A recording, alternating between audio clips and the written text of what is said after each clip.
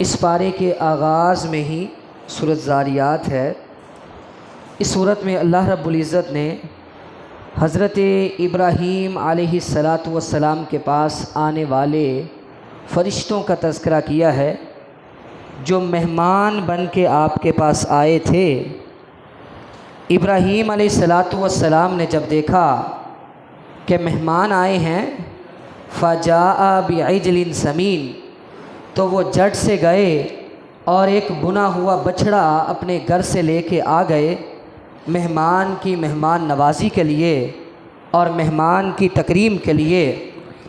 तो इब्राहीम अलैहिस्सलातु वस्सलाम ने जब देखा कि ये फ़रिश्ते खा नहीं रहे, उनके दिल में खौफ पैदा हुआ कि ये क्यों नहीं खा रहे, क्या वजह है, क्या सबब है। तो उन्होंने बताया कि हम अल्लाह के फ़रिश्ते हैं और आपके लिए खुशखबरी लेके आए हैं कि अल्लाह रब्बुल इज़्ज़त आपको इसहाक़ अलैहिस्सलातु वस्सलाम की नेमत से नवाजने वाले हैं। आपके घर में बेटा पैदा होने वाला है। फ़रिश्ते खुशखबरी लेके आए कि सारा अलैहिस्सलाम के घर में इसहाक़ अलैहिस्सलाम पैदा होने वाले हैं। तो सारा अलैहिस्सलाम ने बड़ा ताज्जुब किया कि ये कैसे हो सकता है कि मैं तो बांझ हो चुकी हूँ और मैं तो बूढ़ी हो चुकी हूँ, अब मेरे घर में कैसे औलाद पैदा होगी। फ़रिश्तों ने जवाब दिया कि आपके रब का यही हुक्म है और रब की बात पे तुम ताज्जुब करते हो। जैसे अल्लाह ने फरमा दिया है वैसे हो के रहेगा। और फिर बेटे की नहीं बल्कि बेटे के साथ साथ तुम्हें पोते की खुशखबरी भी दी जाती है कि इसी इसहाक़ से तुम्हारा पोता भी पैदा होगा जिसका नाम याकूब होगा अलैहिस्सलातु वस्सलाम। तो यहाँ उन फरिश्तों ने बाद में बताया कि हम आपके पास तो खुशखबरी लेके आए हैं, लेकिन हम कौम लूत के लिए अज़ाब भी लेके आए हैं। क्योंकि इब्राहीम अलैहिस्सलातु वस्सलाम और लूत अलैहिस्सलातु वस्सलाम एक ही ज़माना में मौजूद थे। लूत अलैहिस्सलातु वस्सलाम इब्राहीम अलैहिस्सलातु वस्सलाम के भतीजे थे। वही फरिश्ते जो इब्राहीम अलैहिस्सलातु वस्सलाम को खुशखबरी दे रहे थे कि आपके घर में औलाद पैदा होने वाली है, वही फरिश्ते कौम लूत के लिए पत्थरों का अज़ाब भी लेके आए थे। इब्राहीम अलैहिस्सलातु वस्सलाम के इस वाक़े में अल्लाह रब्बुल इज़्ज़त ने इस बात का तो तज़किरा कर दिया कि अल्लाह रब्बुल इज़्ज़त ने उनको बुढ़ापे में औलाद की नेमत से नवाजा, लेकिन इस वाक़े में बतौर ख़ास इस बात का तज़किरा किया कि वो उन फरिश्तों की मेहमान नवाजी के लिए फ़ौरन जाके बुना हुआ बछड़ा लेके आए और उनकी मेहमान नवाजी के लिए उनके सामने वो बछड़ा पेश किया। अल्लाह रब्बुल इज़्ज़त जब कुरान पाक में किसी वाक़े को ज़िक्र करते हैं तो उस वाक़े के उस पहलू का तज़किरा करते हैं जिसमें हमारे लिए कोई ना कोई सबक हो। तो यहाँ अल्लाह रब्बुल इज़्ज़त ने वाक़या तो ज़िक्र किया कि उनको औलाद की खुशखबरी दी और वो बांझ हो चुकी थी, फिर भी उनके घर में औलाद आई और अल्लाह ने अपनी नेमत से नवाजा। ये अल्लाह की कुदरत है। लेकिन साथ साथ इब्राहीम अलैहिस्सलातु वस्सलाम की मेहमान नवाजी का भी तज़किरा कर दिया कि वो किस कदर मेहमान नवाज थे। और हमारे यहाँ होता क्या है मेहमान नवाजी के हवाले से कि बाज़ गलतियाँ मेहमान करता है और बाज़ गलतियाँ मेज़बान करता है। जब हम किसी के घर में मेहमान बन के जाते हैं, हमसे पूछा जाए क्या खाएंगे क्या पिएंगे, तो हमने एक दो बार जवाब देना होता है, एक दो बार ना करनी होती है। और इसको हम वज़ादारी और ख़ुददारी का नाम देते हैं कि अगर मैंने पहली दफ़ा हाँ कर दी तो कहीं ये ना कहे कि ये तो भूखा है, इसको लगता है खाने के लिए कुछ मिला ही नहीं। तो हम ये समझते हैं कि मेहमान जब बन के जाना है तो एक दो दफ़ा ना करना ज़रूरी है। हालांकि ऐसा नहीं, ना करना भी झूठ शुमार होगा। सैयदा अस्मा बिनते यजीद रज़ी अल्लाह ताला अन्हा फरमाती हैं कि हम बैठी हुई थी, अल्लाह के रसूल सल्लल्लाहु अलैहि वसल्लम की खिदमत में खाना पेश किया गया। आपने हमें दावत दी कि खाना खा लो। तो हमने कहा ए अल्लाह के पैगम्बर अलैहिस्सलातु वस्सलाम, हमें तलब नहीं है। तो आपने फरमाया ला तजमाना जुअन वला कदिबन, झूठ और भूख को जमा ना करो। अगर भूख लगी है तो झूठ नहीं बोलना, अगर खाना है तो तलब का इजहार किया जा सकता है। शरीयत हमें ये बतलाती है कि अगर आप कोई किसी चीज़ का आप इरादा रखते हैं, आपके दिल में किसी चीज़ की ख्वाहिश है, आप कोई चीज़ खाना चाहते हैं, दिल में इरादा है, ख्वाहिश भी है, आप फिर भी अदम तलब का इजहार करते हैं, तो इसका मतलब ये है कि आप झूठ बोल रहे हैं। तो होता क्या है, जब आप किसी के मुतालबे पर, किसी के पूछने पर आप एक दो दफ़ा ना कर देते हैं, तो फिर उसकी दो सूरतें हो सकती हैं।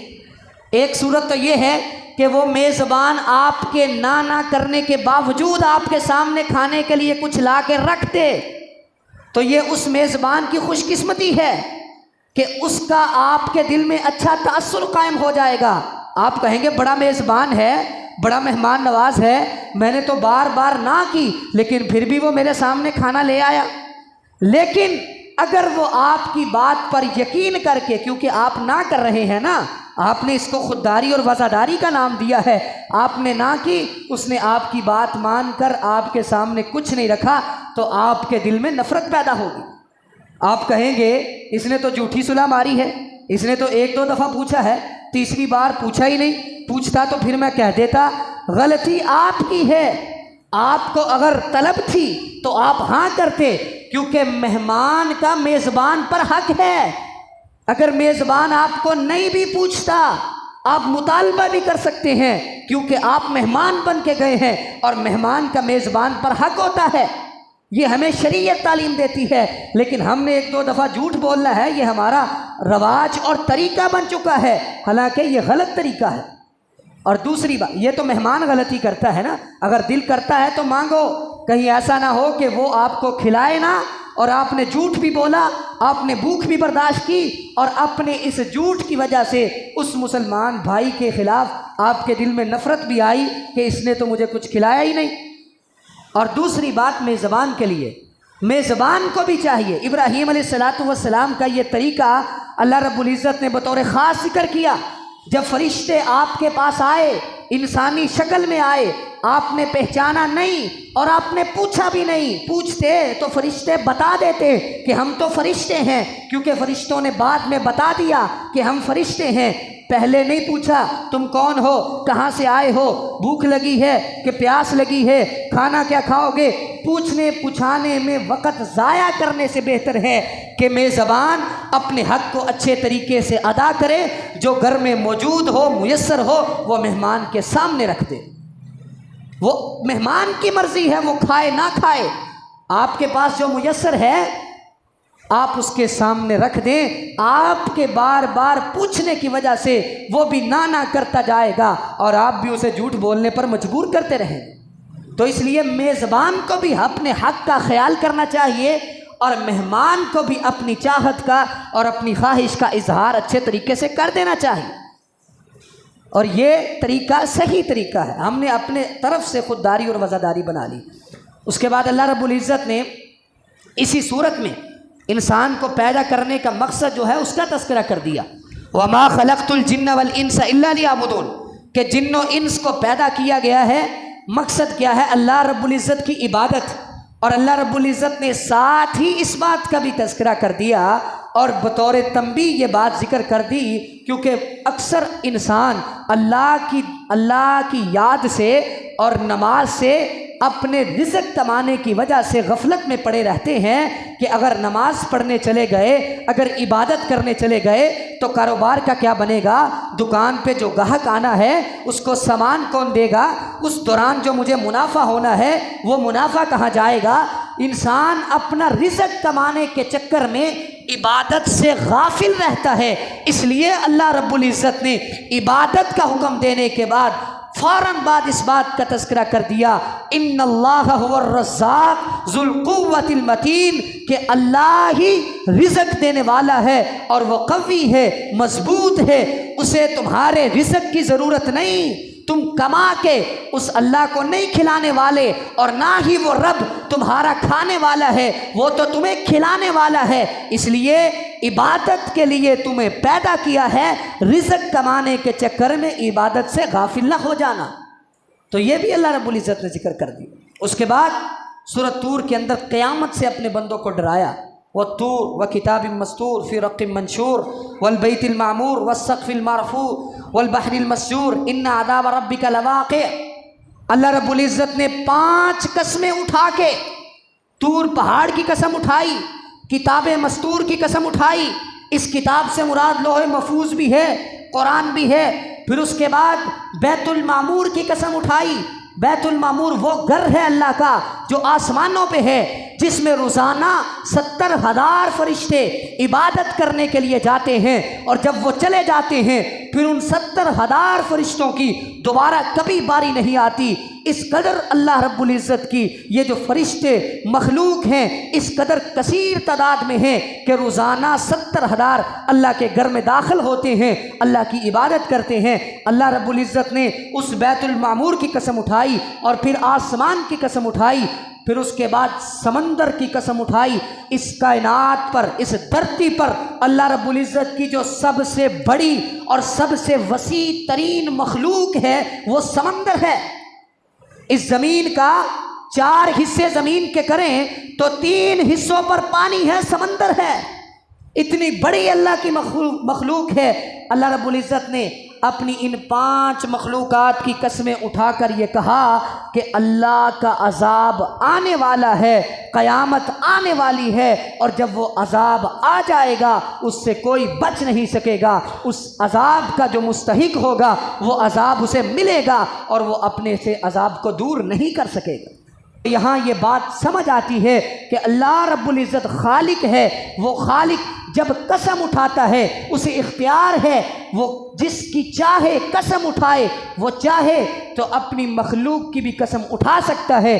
अल्लाह रब्बुल इज़्ज़त ने कुरान पाक में जा बजा ताकीद के लिए अपनी मखलूक की कसम उठाई है, लेकिन बंदा, इंसान और मुसलमान के लिए ये ज़रूरी है कि जब वो कसम उठाएगा वो सिर्फ खालिक की कसम उठाएगा, वो मखलूक में से किसी की कसम नहीं उठाएगा। अल्लाह रब्बुल इज़्ज़त तो मखलूक में से जिसकी चाहे कसम उठा सकते हैं, लेकिन जब इंसान कसम उठाएगा तो सिर्फ खालिक की उठाएगा, सिर्फ अल्लाह की कसम उठाएगा। गैरुल्लाह की कसम उठाना हराम है, नाजायज़ है। उसके बाद अल्लाह रब्बुल इज़्ज़त ने इसी सूरत के अंदर मोमिनों को तसल्ली जो है वो दी। वल्लदीना आमनु वत्तबअतहुम ज़ुर्रिय्यतुहुम।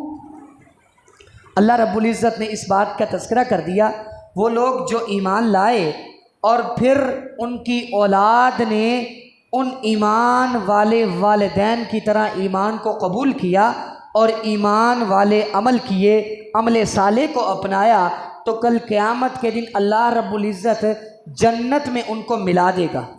इसका मतलब क्या है? देखें, खुशी जो होती है वो तब मुकम्मल होती है जब इंसान अपनों के साथ हो। खुशी को हकीकी तौर पे तब ही मनाया जा सकता है, तब ही इंजॉय किया जा सकता है जब इंसान अपनों के साथ हो। ईद का मौका हो, बेटा कहीं हो, बाप कहीं हो, माँ कहीं हो, तो क्या वो खुशी दोबाला हो सकती है? वो खुशी का मौका अच्छे तरीके से मनाया जा सकता है? नहीं। जब सारे घर वाले एक जगह पे होंगे तो फिर खुशी अच्छे तरीके से मनाई जा सकती है।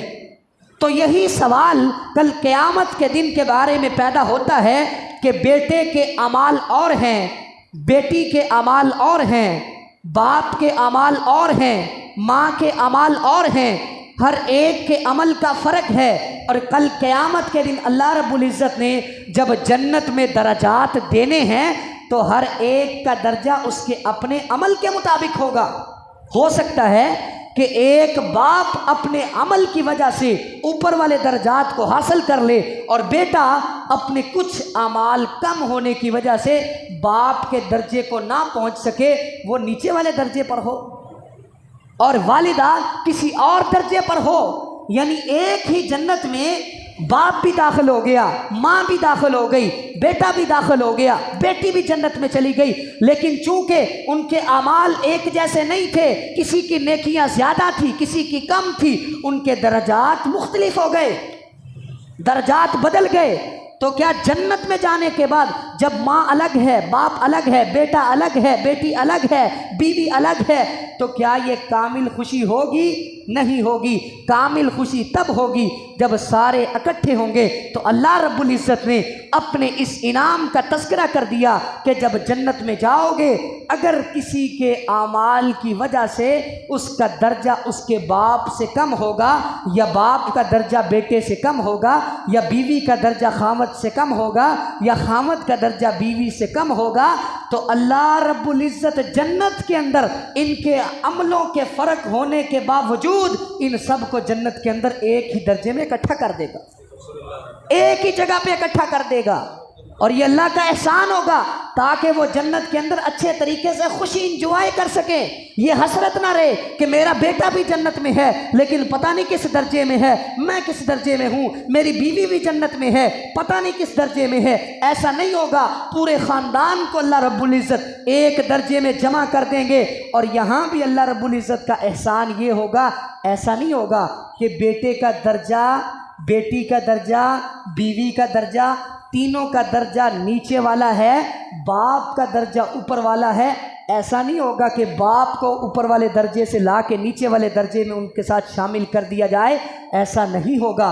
बल्कि जो भी ऊपर वाले दर्जे में होगा, नीचे वाले सारे दर्जे वालों को उठा के अल्लाह रब्बुल इज़्ज़त बुलंद दर्जे वाले के साथ शामिल करेंगे। यानी किसी के अमल में कमी नहीं होगी।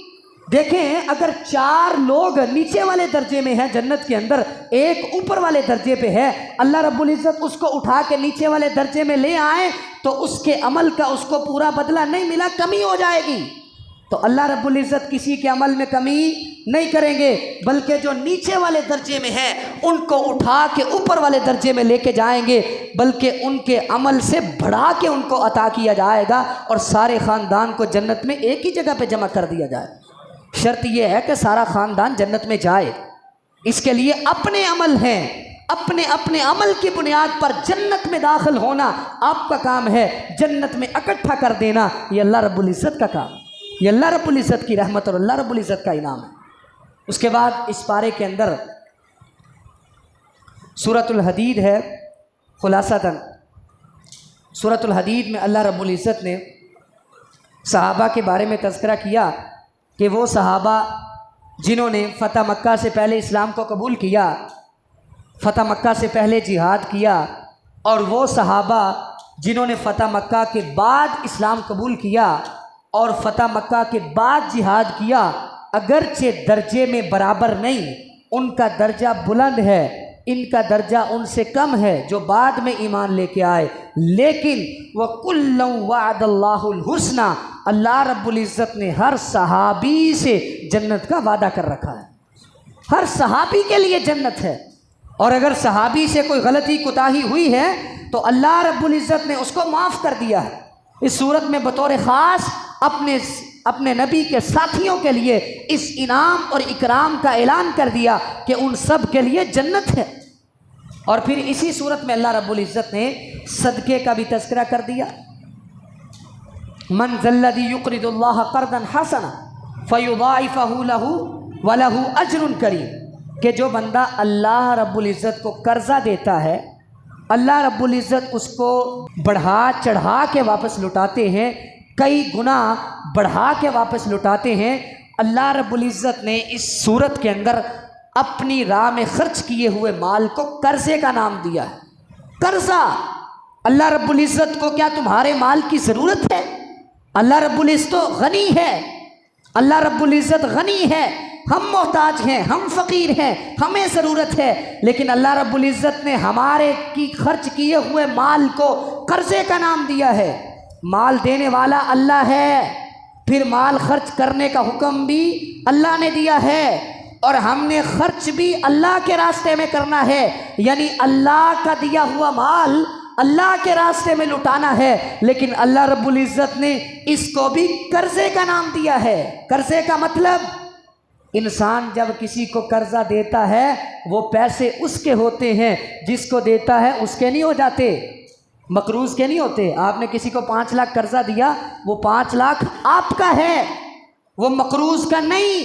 आपने वापस लेना है, आपको उम्मीद है ये मुझे वापस मिलेगा, इसलिए अगर ज़कात की बारी आती है तो वो माल जो इंसान ने दूसरों को कर्जा दिया होता है और वापसी की उम्मीद होती है, उस माल पर भी ज़कात वाजिब है, क्योंकि वो कर्जा दिया हुआ माल इसका अपना माल है, इंसान का अपना माल होता है। इसलिए अल्लाह रब्बुल इज़्ज़त ने सदक़े को कर्ज़े का नाम दिया है। जिस तरह कर्जा दे के वापसी की उम्मीद रखते हो, जिस तरह कर्जा दिया हुआ माल तुम्हारा अपना माल होता है, उसी तरह अल्लाह के रास्ते में खर्च करना ऐसे ही है जैसे तुम अल्लाह को कर्जा दे रहे हो और वो तुम्हें वापस मिलेगा। वो समझ लो जो तुमने अल्लाह के रास्ते में दिया है वो तुम्हारा ही है, वो तुमने दे दिया है, इसका मतलब ये नहीं कि वो तुम्हारे नामा अमाल से मिट गया है, ख़त्म हो गया है, बल्कि तुम्हें वापस मिलेगा और बढ़ा चढ़ा के मिलेगा। यूँ समझ लो तुमने तिजारत में इन्वेस्ट कर दिया है और तुम्हारी ये तिजारत कभी भी खसारे की, घाटे की शिकार नहीं होगी।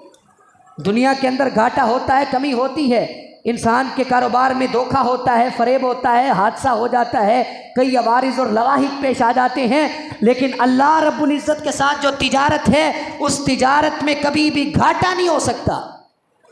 और उसके बाद इसी सूरत में अल्लाह रब्बुल इज़्ज़त ने इस बात का तज़किरा कर दिया, अलम यानी लिल्लज़ीना आमनू अन तख़शा क़ुलूबुहुम लिज़िक्रिल्लाह, क्या अभी ये वक्त नहीं आया कि ईमान वालों के दिल अल्लाह के ज़िक्र से डर जाएं? क्या अभी वक्त नहीं आया? यानी क्या अभी और वक्त चाहिए अल्लाह से डरने के लिए? क्या अभी वक्त नहीं आया कि ईमान वालों के दिल अल्लाह से डर जाएं? इस आयत को समझने के लिए एक वाक़या, फुज़ैल बिन अय्याज़ तबा ताबी हैं, और तबा ताबी जो बड़े बड़े मशहूर थे, जिनकी इबादत और जिनका तक़वा बड़ा नुमायाँ था, उनमें से एक फुज़ैल बिन अय्याज़ रहिमहुल्लाह थे। ये बहुत बड़े डाकू थे और बड़े बड़े काफ़िले लूटा करते थे, बड़े बड़े जराइम किया करते थे। जब इनके इलाके से कोई काफ़िला गुज़रता, सहमता हुआ, डरता हुआ गुज़रता कि यहाँ से गुज़रते हुए फुज़ैल बिन अय्याज़ आके हमारे काफ़िले को लूट लेगा, और लोगों के अंदर एक ऐसा रोब और कपकपी तारी हो जाती थी कि ये फुज़ैल बिन अय्याज़ का इलाका है। लेकिन ये फुज़ैल बिन अय्याज़ रहिमहुल्लाह, अल्लाह ने हिदायत की नेमत नवाजनी थी, अल्लाह ने इनको हिदायत की तौफीक देनी थी। क्या हुआ, एक रात अपने घर से निकलते हैं, जुर्म करने के लिए निकलते हैं, इरादा जुर्म करने का है, लेकिन जब किसी के घर की दीवार को फलांग के घर के अंदर चोरी करने के लिए दीवार के ऊपर चढ़ जाते हैं, साथ वाले घर से आवाज़ आती है, अलम यानी लिल्लज़ीना आमनू अन तख़शा क़ुलूबुहुम लिज़िक्रिल्लाह, ईमान वालो क्या अभी वक्त नहीं आया कि तुम्हारे दिल अल्लाह के ज़िक्र से डर जाएं, अल्लाह की याद से डर जाएं। फुज़ैल बिन अय्याज़ रहिमहुल्लाह जो वक्त के डाकू थे और बहुत बड़े मुजरिम थे, कहते हैं जब मैंने कुरान की ये आयत सुनी कि ईमान वालों अभी वक्त नहीं आया कि तुम अल्लाह से डर जाओ, कहते हैं जब मैंने आयत सुनी तो मैंने अपनी ज़ुबान से ये कहना शुरू कर दिया, या अल्लाह वक्त आ गया है, मैं डर गया हूँ, या अल्लाह वो वक्त आ गया है, मेरा दिल डर गया है। और वहीं पर खड़े होके अल्लाह से तौबा की और वापस पलटे, और ऐसी तौबा की, फिर इतने बड़े अल्लाह के इबादत गुज़ार बने कि तारीख़ ने उनके वाक़यात को रकम किया, उनकी इबादत को बतौर मिसाल ज़िक्र किया जाता था, उनके तक़वे को बतौर मिसाल ज़िक्र किया जाता था। जब वो तौबा करके वापस आए, रास्ते में एक जगह पे पड़ाव किया, एक काफ़िला गुज़र रहा था, काफ़िले वालों ने भी पड़ाव किया। काफ़िले वालों को पता नहीं था कि फुज़ैल बिन अय्याज़ भी हमारे दरमियान मौजूद हैं। काफ़िले वाले कहने लगे, यहाँ पे अपने जानवरों के गलों से घंटियाँ उतार दो और बड़े आराम से यहाँ से गुज़रना है, अगर फुज़ैल बिन अय्याज़ को पता चल गया तो हमारे काफ़िले को लूट लेगा। तो फुज़ैल बिन अय्याज़ रहिमहुल्लाह उनमें मौजूद थे। कहते जब मैंने ये बात सुनी, मेरे दिल में और भी अल्लाह का खौफ पैदा हो गया कि मैं कितना बड़ा जालिम था, कि किस तरह रब की मखलूक और किस तरह यहाँ से गुजरने वाले काफ़िले मुझसे डरते हैं। इनको तो अल्लाह से डरना चाहिए, ये मुझसे डर रहे हैं। काफ़िले वालों को आवाज़ दे के कहा, ऐ काफ़िले वालों, आज के बाद यहाँ से गुजरते हुए डरने की ज़रूरत नहीं। वो फुज़ैल बिन अय्याज़ जिसकी तुम बातें कर रहे हो वो मैं हूँ, और मैं आज के बाद तुम्हें कुछ नहीं कहूँगा, बल्कि आज के बाद मैं तुम्हारे काफ़िले की निगरानी करूँगा, मैं तुम्हारा मुहाफिज बनूँगा। और अल्लाह के सामने तौबा ताइब हो गए। सिर्फ एक आयत कुरान पाक की सुनी, मौका ऐसा था, अल्लाह ने उनके मुकद्दर में हिदायत लिखी थी, अल्लाह ने उनके मुकद्दर में ईमान की दौलत लिखी थी। एक आयत को सुन के गए चोरी करने थे, गए जुर्म करने थे, लेकिन एक आयत को सुनकर अल्लाह के दर की तरफ वापस पलट आए। डाका चोरी छोड़कर ईमान वाले मुत्तकी और परहेजगार बन गए और अल्लाह की इबादत गुजार और तहज्जुद गुजार बन गए और सारी सारी रात मुसल्ले पर खड़ा होकर क़याम करने वाले बन गए। तो ये है ईमान वालों का ये एक तरीका है कि वो जब रब का कुरान सुनते हैं तो कुरान उनके दिलों पे असर करता है। अल्लाह से दुआ है कि अल्लाह ताला हमें किताब और सुन्नत को समझ कर अमल करने की तौफीक अता फरमाए। व आखिर दावा अनिल हम्दुलिल्लाहि रब्बिल आलमीन।